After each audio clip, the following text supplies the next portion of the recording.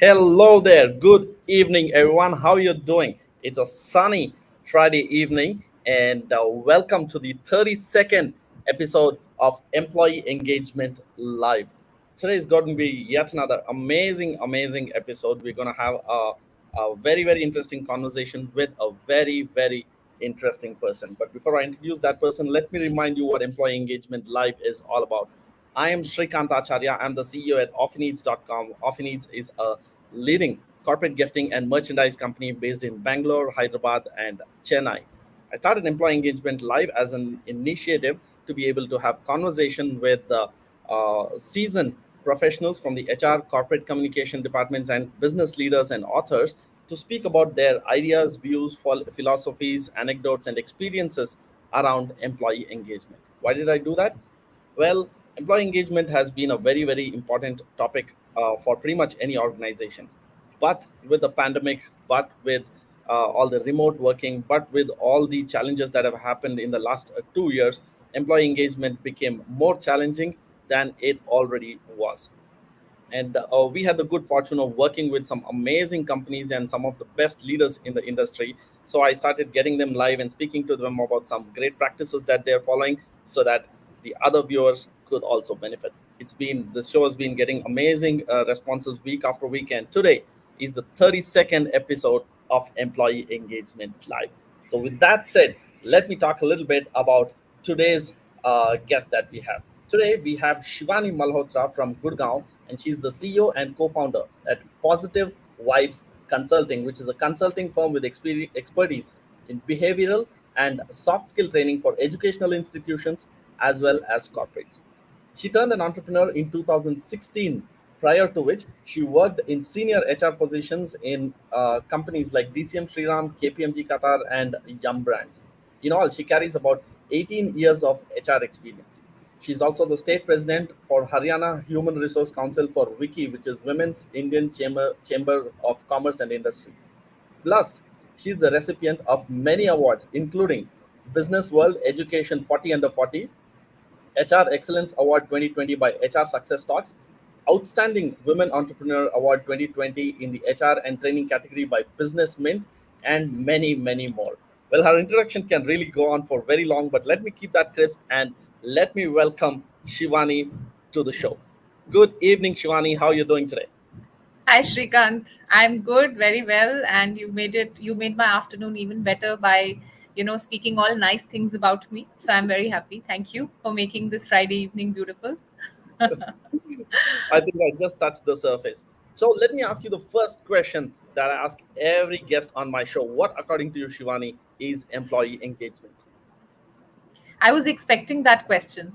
I was expecting you to ask me what is employee engagement. So let me begin by saying what it is not. Love So it.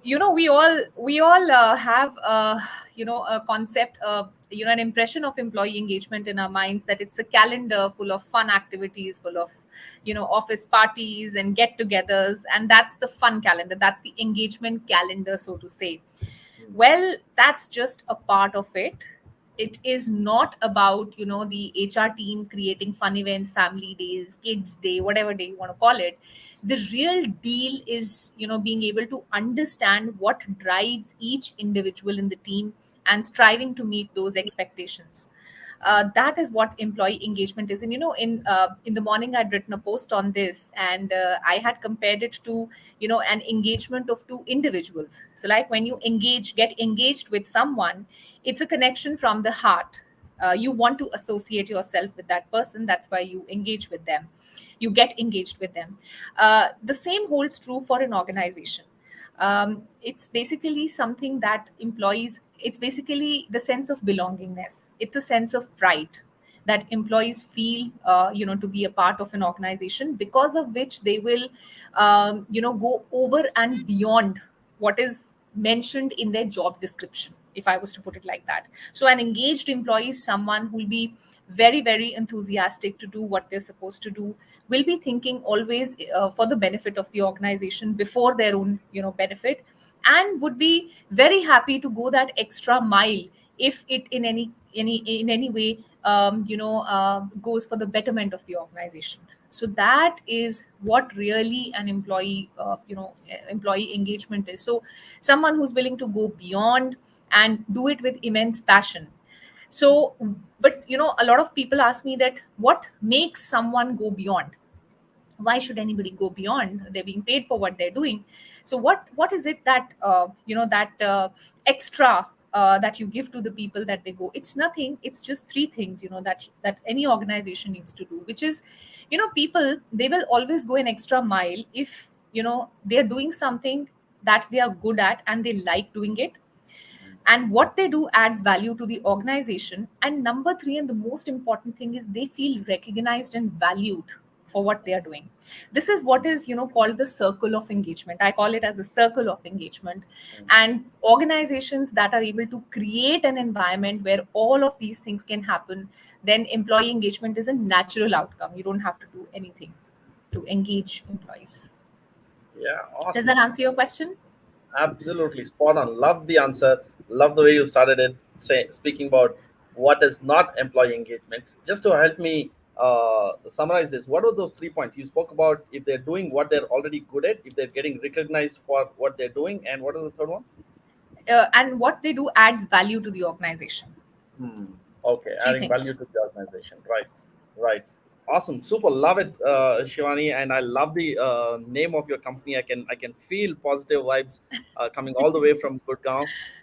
Thank I you. want to tell the audience here, this chat is going to be super special. It's going to be super exciting. It's going to have a lot of different viewpoints because of the kind of background that Shivani comes from. She's been in HR. She's an expert at training. She's an entrepreneur. She's worked with educational institutions. That means she's worked with students who are yet to get into the corporate world, yet to get become talent, so to say, talent under work, under progress. And she's worked with corporates who want to acquire that talent, right? So it's going to be a very interesting conversation. So I want to advise the audience, keep your pen and paper ready, and any questions that you have, I'm going to invite you to point those questions to Shivani in a short while. But in the meanwhile, if you want to say hi to either me or Shivani, you can do that on the comment box wherever you're watching this video from. So with that said, I want to quote a post that you put up, and I found it really, really interesting. It says, onboarding does not begin when an employee joins. It actually begins when you make that first call to the candidate. Treat them well, it goes a long way in influencing their final decision. Remember, you need the candidate as much as they need the job. I love this post, but can you elaborate a little bit more and tell us a little bit about it? The post is very self-explanatory. It says, I don't mix my words and I say things how they are. A lot of times, unfortunately, organizations or recruiters feel that, by offering a job to a candidate, they're doing them a favor. Well, it's not like that. You need the candidate to come into your organization and add value to it and help you in growing your business. So it's a give and take.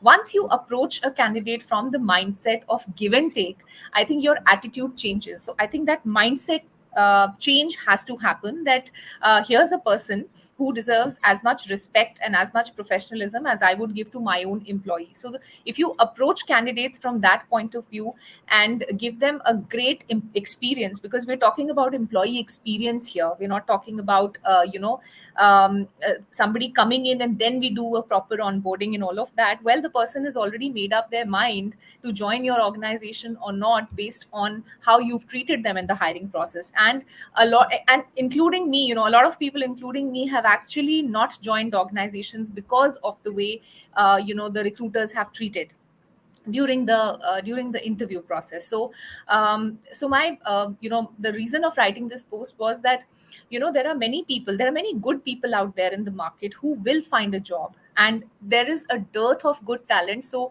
when you get good talent, treat them like you would treat them as if they're your own employees. Even if you don't select them, but if you give someone a good hiring experience, you've already have a brand ambassador for your organization. So in any way, whether you take them or not, if you treat them well, it will in any case work for you, for the enhancement of your brand. He'll go out and talk that, okay, well, I couldn't make it, but this company is really good and very professional, in the way they've handled the entire recruitment process. So that was the intention of writing this post. Awesome. Love the post, and I'm in total concurrence with Thank you. what you said.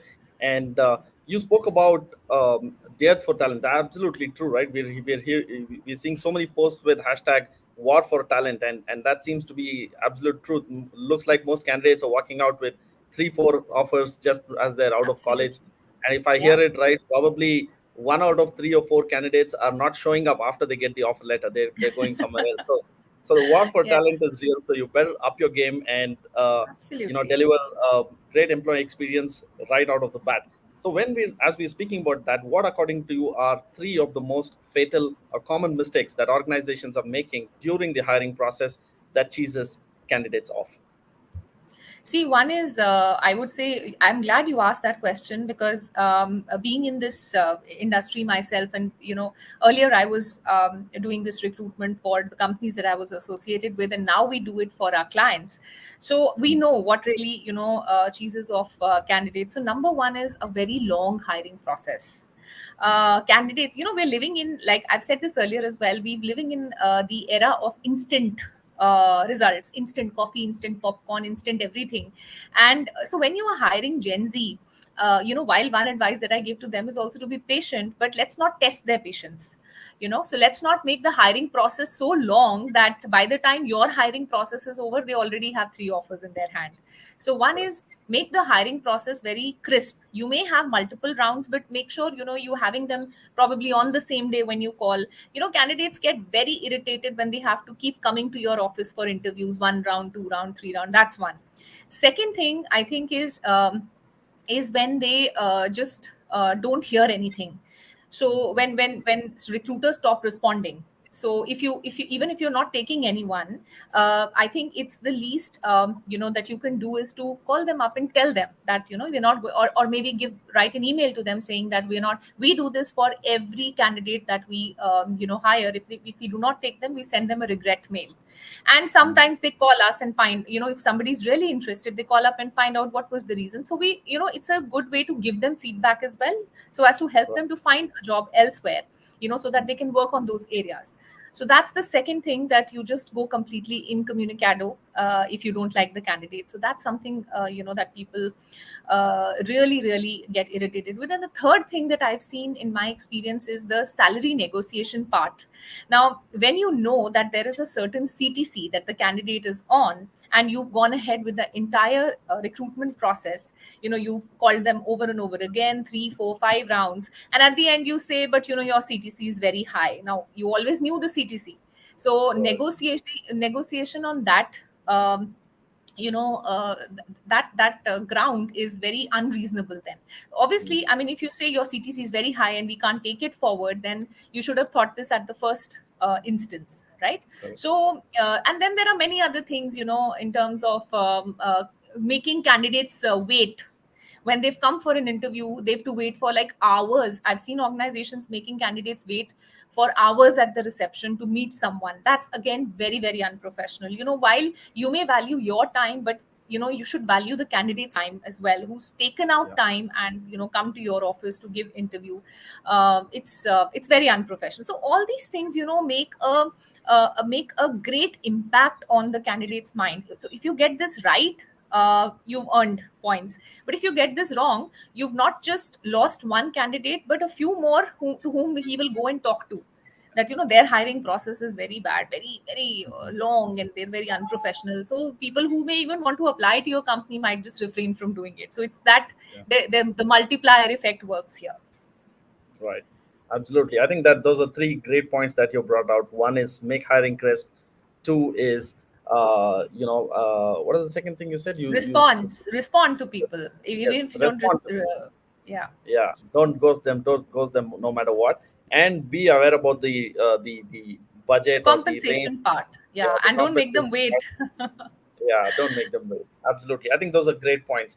Awesome. I want to talk a little bit about you have very very interesting picture up on your LinkedIn profile. So by the way, I love your LinkedIn profile and your activity. Amazing posts, great Thank engagement, you. very well thought Thank through. Great stuff. So it says on your kind of banner where it says, if roller coaster excites you more than merry-go-round, then do take a dig at entrepreneurship once in your lifetime. So tell you. me a Yeah. little bit about how you made the switch from being a corporate employee to becoming an entrepreneur, and I think it's been about 5.5 years since you've been an Yeah. entrepreneur. How's Yeah. it been going so far? So it's been, like I said, the roller coaster, the love for the roller coaster drew me towards entrepreneurship because I knew that it's not going to be a merry-go-round. I had nothing to complain about in the corporate world as well. I had a touch with a very good corporate journey. But towards, the middle, towards about 2015-16 is when I realized that probably, I wanted to test myself that do I have the ability to build something from scratch and build it with my capability and see it grow. If it works, it's fine. Otherwise, I always have my good old corporate world to back up on. So it was a risk that I took, and because I wanted to do a lot of things, I did not want to sort of restrain myself to doing a few things in an organization. I wanted to explore, and L&D was one thing that I really wanted to get into. I wanted to become a full-time trainer, and that's how I started Positive Vibes. So initially we started only with training, and we got very good clients on board, and we still continue to work with them. But as we progressed, we diversified into other areas as well, because what I thought was that with my experience of working across industries and across geographies, I my experience and my learnings of being an HR leader myself could possibly help organizations in dealing with people issues. So I could add value there. So that's when we started the consulting wing, and today we are doing actually more of consulting, and I would say equal amount of consulting and training. But yes, the consulting I would say is 60% now, and training would be 40%. And it's not out of choice; it's just happened, on its own. We are working with startups.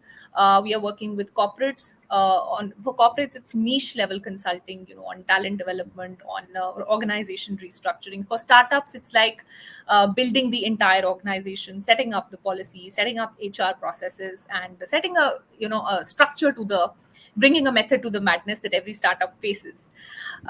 So yeah, and then in between, in the lockdown, we'd also introduce some professional development courses on HR. I thought that's a way to add value again. So we did some HR certifications which were accredited by Society of Human Resources Management. So yeah, it's been the journey has been great. It's been a lot of hard work. It still is, but it's the hard work that I enjoy doing, and it gives me the flexibility to plan what I want to do, and it also gives me an opportunity to meet so many different people, and meeting people, talking to people, as you would have judged by now, is something that I love to do. And this profession, this business helps me do that a lot. So it's been a tough journey. Everybody looks at the tip of the iceberg when people see the rewards and the awards and the recognition, but what people don't see is the whole big iceberg down under the sea, which is comprised of a lot of hard work, of course, rejections, failures, but yes, success is also there. So So yeah, I the can see journey has you're been totally engaged. You are doing what you're good at. You're adding value to the ecosystem. You're getting recognized at the same time. great. Yeah. So I'm an engaged employee of Positive Vibes. This is for all my directors, for my co-founders. Awesome, awesome. So to the audience, if you have any questions, now would be a good time. Put it out in the comments, and we'll try to point it at Shivani. So Shivani, I want to ask you a question because I know you've been training even educational institutions, right? So Mhm. we can't. I mean, there seems to be a very bizarre problem in the recruitment industry because we are one of the most populous countries on this planet, and there is a Yeah. lot of talent out there. There is like thousands Yes. and thousands of graduates coming out of college, but almost Yes. every organization is saying we are just not able to find the right people. So since you've seen both sides, right, you worked with students Yeah. and educational institutions and you worked with corporates, why do you think this gap exists despite there's being plenty of talent out there in the market, and constantly we're speaking about not sufficient employment being out there, large figures about unemployed people and all of that stuff? See, I think if you were to ask me this question sometime back, maybe a few years back, I would say yes. There is there is a serious gap between what the industry is looking at, like looking for, and what the academia is producing. But I think things are changing now, since I go to a lot of these professional institutes, B schools, undergrad schools. I feel that the way the curriculum now is structured has a lot of those life skills, which Mm, any corporate would want. Getting functional skills is not difficult.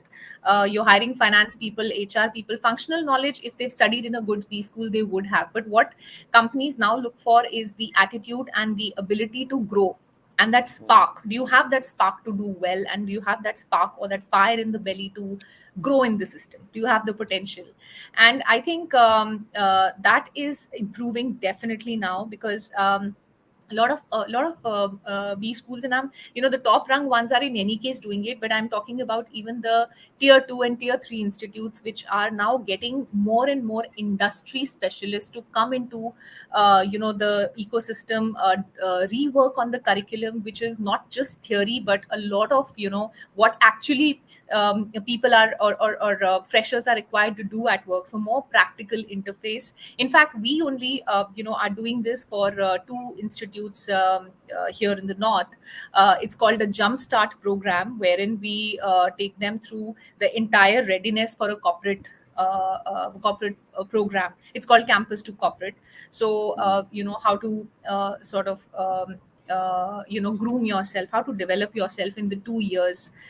What is collaboration all about? What is problem solving all about? How do you create a mindset or develop a mindset where you have an innovative approach towards problem solving, rather than going to your senior every time with a problem? Develop mm. a solution oriented mindset.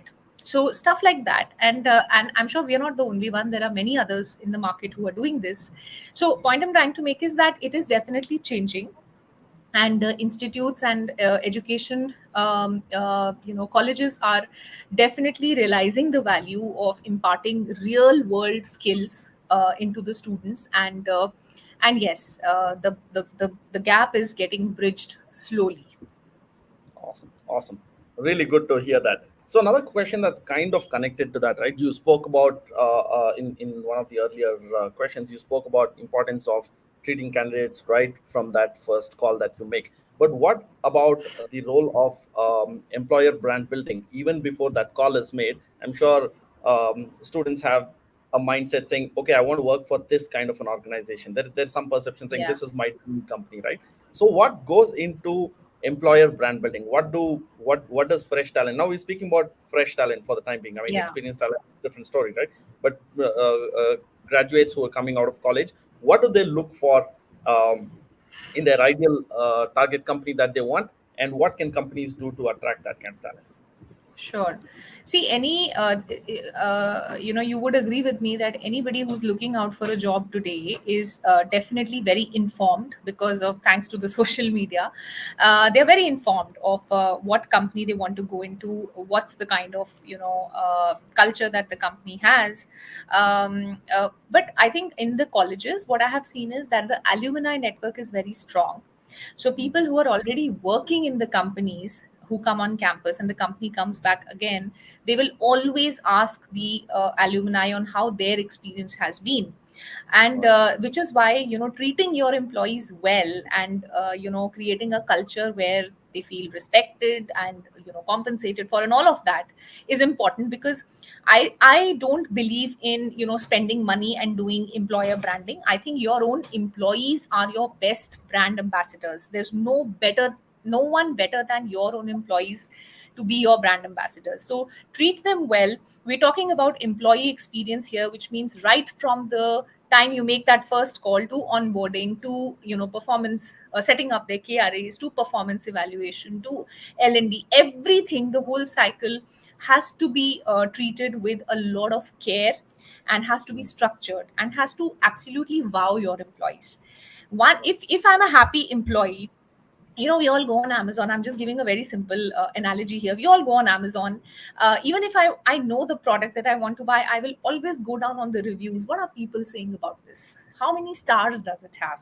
Okay, even if there is one star, one person who's given one star, I will read that entire thing why there is a one star. So the same thing is, we're all in the marketplace looking, hunting out for jobs. So when I'm searching for a company, imagine how much effort I would put into getting feedback about that company from the people who are working in it.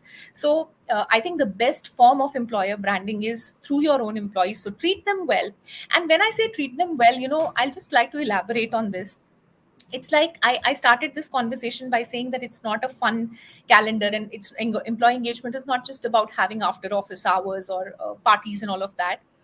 What it is about is, we all know about this Maslow's hierarchy of need, right? There Yeah. is a basic, you have a basic need, and then you go on to security needs, and then you go on to social needs, and then self actualization needs.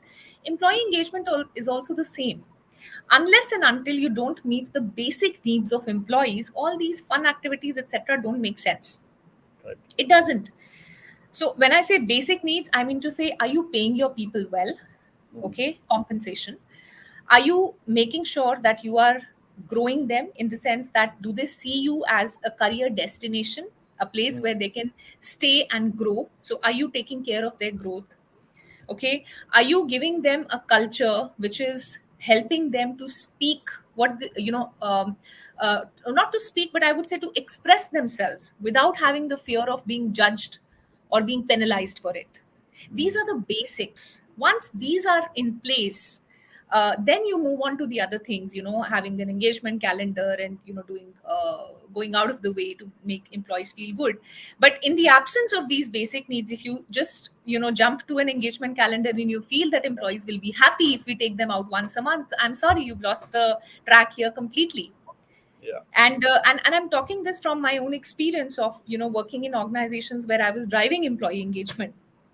And one of the organizations, I just like to I won't quote the name, but what happened there was that there was a lot of attrition. Mm. And the question was that we're doing so much for people. We are uh, we used to we used to be very generous in terms of employee engagement. Every month get together, every month taking them out somewhere. Then we realized that it's not working out, it's something else.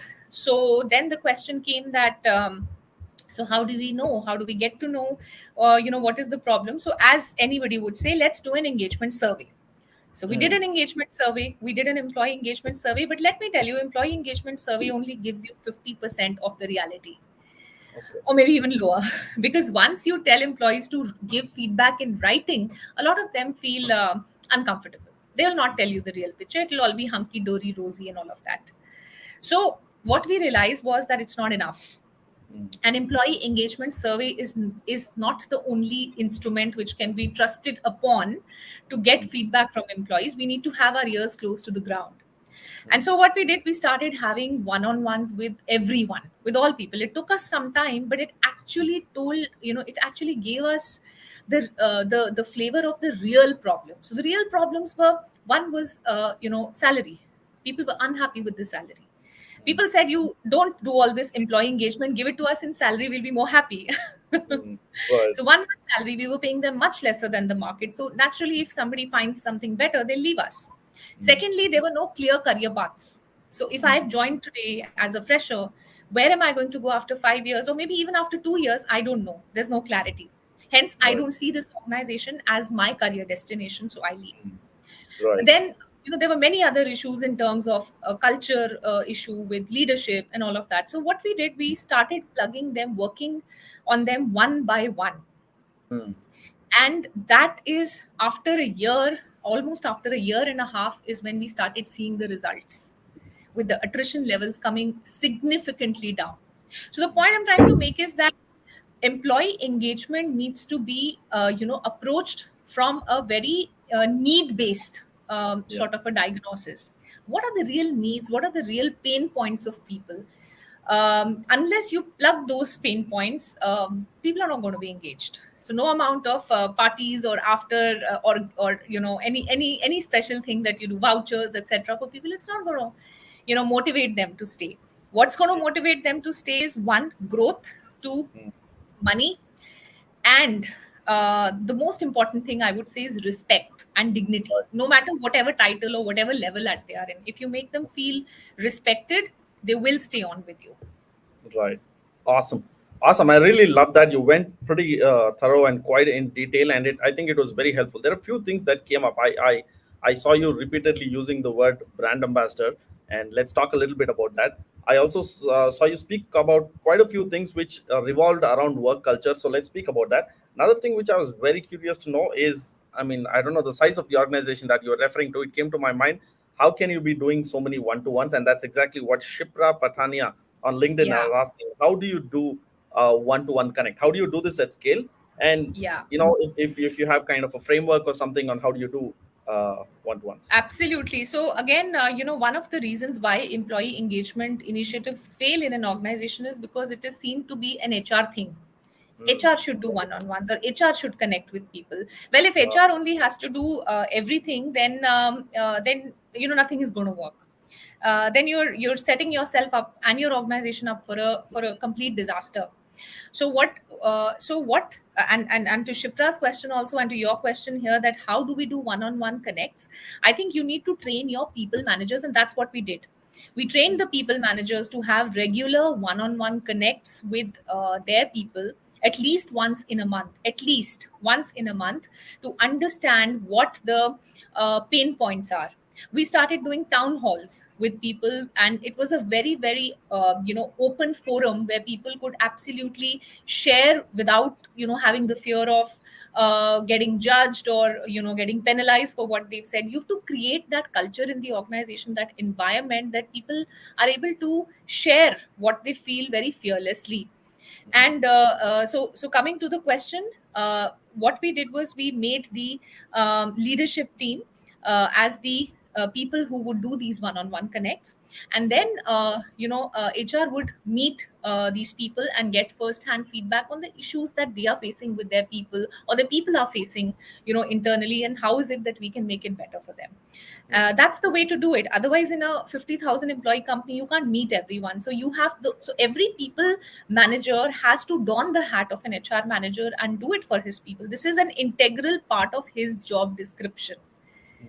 It's in these awesome. career dialogues. We started something known as career dialogues. We trained people, we trained the people managers on how to have a career dialogue with your with your employees.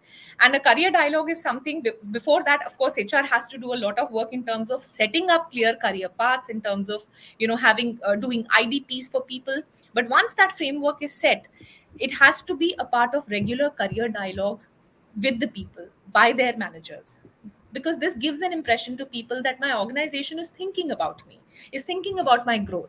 They want me to do well and grow with the organization. That is what makes people stay, when they see that the organization is also as invested in me as I am in them. I Yeah. hope that answers the question. Oh yes, I think quite well. I hope Shipra, that answered your question. Prachi is saying that real motivation can come from real transformation to reach their highest potential to fulfill organization workflow. Basically, if your organization is that career destination, and people can keep growing in their careers, they don't have to switch jobs and move to another job Absolutely. to grow in their career. Then you got that right blend of Yes. right, that mix of employee and the organization, right? So let's speak about little bit about brand ambassadors, right? So I really love that word. We use that. Actually, our mission at our organization is to help organizations to turn their employees into brand ambassadors, and one of the ways we do that is through corporate gifts and merchandise, right? So let's talk a little bit about brand ambassadors. How can you really turn what is a brand ambassador? Who is a brand ambassador? And what can you do to turn your employees into brand ambassadors? Just treat them well. Just treat them well. If I was to put it in a nutshell, and this reminds me of a recent incident, not incident, but a conversation that happened with a friend. So I met a friend after a long period of time, after this COVID opened up, the lockdown opened up. And he is working, he was earlier working for one of the big fours and consulting firms, and then he switched to a slightly smaller company. And so he was sharing with me that he again got an offer from another big four, and a really good one. But he said that I did not want to move into that from this company. So naturally I asked him that why, this is like a smaller brand and that's like quite a big company, so why don't you want to go? So he said because during COVID times my company helped me so much, because his entire family was down with COVID, and if you remember, in the second wave there was a lot of shortage of oxygen, hospital beds and all. So his company helped him during that time, and thankfully he was back on track and his family was okay. So I mean, imagine, he says that I do not want to move out of this company anymore because of the way they've taken care of me during crisis time. So I think this is what I mean by saying, treat your people well. People will always, people may not remember what you do for them in good times, but they will always remember what you did for them in their bad times. And that is what I think true engagement is. If you touch not just the employees but even the families, that's like going one step ahead Yeah. in engagement. So I've, one of our clients, you're talking about employee merchandise, since you're into corporate gifting. uh, what they do is, they don't just send merchandise for the employee but even for the families. Yeah. And so like a nice photograph with a thank you for your support. We recommended that to one of our clients during COVID. We told them that let's send out a picture, an employee's family picture, nicely framed and with a big thank you note written by the founder of the company, for the I'm sorry, for the support that they've given during this time. Awesome. Fantastic. Fantastic. Great. I think that was a splendid example of how that particular organization turned that employee into a brand ambassador. And I love the advice. It's simple, right? Just treat them really, really well. That's all that you Absolutely. need. Treat them fair, treat them well, uh, Treat and them they'll well. turn and they'll turn into brand ambassadors. Awesome. I think Kavindra Man has liked your idea about career dialogue and says it's quite meaningful exercise in employee engagement. Right. I absolutely agree with that one. And so speaking of that, right, you spoke about merchandise being sent out to employees. I think that's a very, very novel idea. What role does merchandise play in employee engagement or employer brand building, if at all, if it does? Of course, it does. See, especially for the new employees, because I've seen a lot of LinkedIn posts on people, when they join a new organization, uh, they get nice branded merchandise. So this is this is the first step done right by the organization, which is instilling a sense of pride into the employee, for the company that they have joined. And the company has given me nice branded merchandise, but like I said, that's step one and you've done it right, but you need to build on from there. Yes. And merchandise is a great way to do it, but you need to top it up with a lot of other things, like we've just spoken about. But yes, definitely, it's a great way to make employees, especially young employees, feel very nice about the company, because they can show it to their families also. They can put it on social media, Yes. and it just gives a very good feeling, and a feeling of pride to be associated with the company. Awesome. And especially I during COVID, I think, when people did not have access to work from home setup. So a lot of organizations made the effort to send laptops, bags, routers, etc., branded company merchandise during a time when people needed it the most. So I think definitely it has an impact. Absolutely. I hear you loud and clear. It's not enough if you give them merchandise and don't pay salaries on time. Absolutely. Absolutely. Absolutely, they'll say you keep the merchandise, and that money you give in our salary then. Yeah, absolutely perfect. So I picked up two new words today. That's career dialogue and career destination. I love the idea when if organizations can think of themselves as a hub where people can build their careers. Do you want to add anything to that and tell us a little bit about what organizations can do to become great career destinations? See, again, I think organizations can, and many organizations are doing good work around, being career destinations. It's all about, giving people that growth that they're looking for. So have, very clear cut career paths for your people, especially the people who are good, the high potential talent in your company. So you need to take care of them, and they will take care of your business. That is how I feel. That's how it works. We always talk about customer centricity and customer delight, but I think a precursor to that is employee delight and employee centricity, because happy employees will keep your customers happy. So it all adds on. So as an employee, what would I look for? I would look for, number one, good career growth. So that gets taken care of by having very clear career paths. And and when I say career path, it's not just horizontal growth, it's vertical growth, it's financial growth, it's a growth in the span of control, it's a growth from every respect. And secondly, I think what an employee would look for is being valued. Have a very strong R&R, which is reward and recognition. I think this is something that has worked for companies during COVID time, because now there you are all sitting, at different locations, and how do you keep your employees motivated and engaged? So one of the very powerful ways to do it is to motivate and engage employees is to have a very strong reward and recognition system in place, wherein you can have awards, you can have thank yous, you can have many many things if you want to really do it well, just for the employees to feel valued and appreciated. And Right. third thing is, I think, make respect and dignity a part of your culture, Right. wherein hire empowering leaders, because leaders who are bosses actually make you lose good employees. So we're not looking at bosses, we are looking at leaders, and people who treat other people with respect, ultimately are the people who grow themselves, and under whom a lot of other leaders grow. So so create an environment of leaders where who create a pool of leaders in your organizations who are mentors and coaches to your people, and who enable a culture of learning and growth, mutual growth and respect.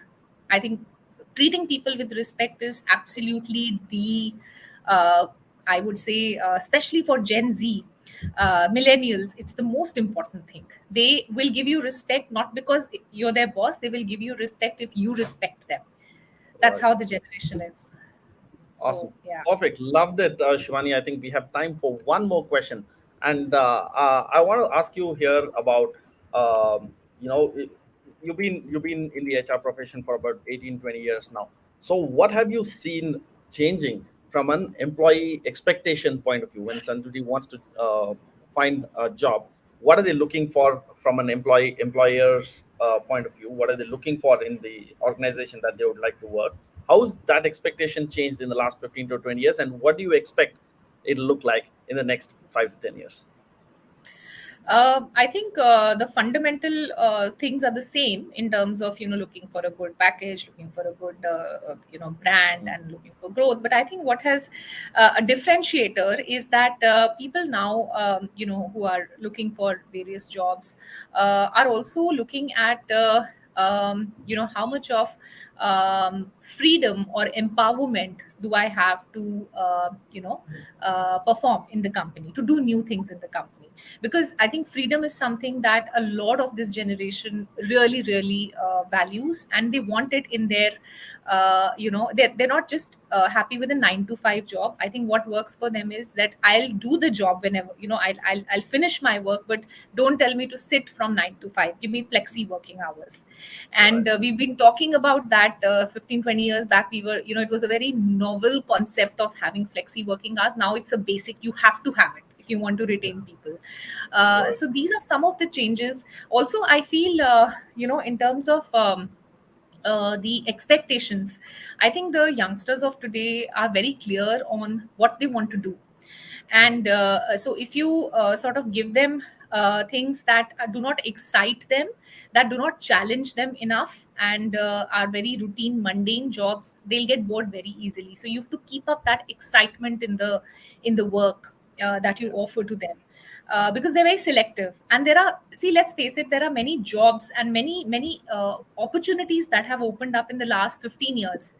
I mean, today, if somebody doesn't like their corporate job, they can just go and become a YouTuber or a blogger and earn money and run their Yeah. house, or become an Instagram influencer and earn more money than a corporate. So, Yes. than a corporate job. So there is no dearth of opportunities. So because of this, they are very clear on what they want to do Yeah. in their with their lives. They're very clear, they have that focus. So I think they need to be treated very differently. So there's a lot of change that has happened on that end. Right. Awesome, awesome. Love this conversation. Thank you so much, Shivani, for your time. You're very candid and very, very clear about, and there was a lot of clarity, and some of the frameworks that you offered were really, really valuable. Thank you so much for your time, and I want to thank all the everyone in the audience. It's a Friday evening. There are no more restrictions. You can be going out and partying, and really appreciate you taking the time out and being here. We really hope that you found value. How was your experience being on the show, Shivani? Very nice, thank you. I think I really enjoyed this show because it was not like like a question answer session. It was more of a conversation that we were having, and I think the format of your show is great. So please continue doing. This is your 32nd episode. I hope you have 32nd to the power of 32nd more episodes or even more. It's a nice, it was really nice to be here and to be able to share my views so candidly with you, because you made me very comfortable and you were very open and receptive to listening to what I had to say. So thanks for your time, and the audience obviously has been very wonderful. Thank you very much. Thank you so much. Thank you, Shivani, and thanks everyone in the audience. Have a fantastic weekend. See you guys. Bye bye. Bye bye.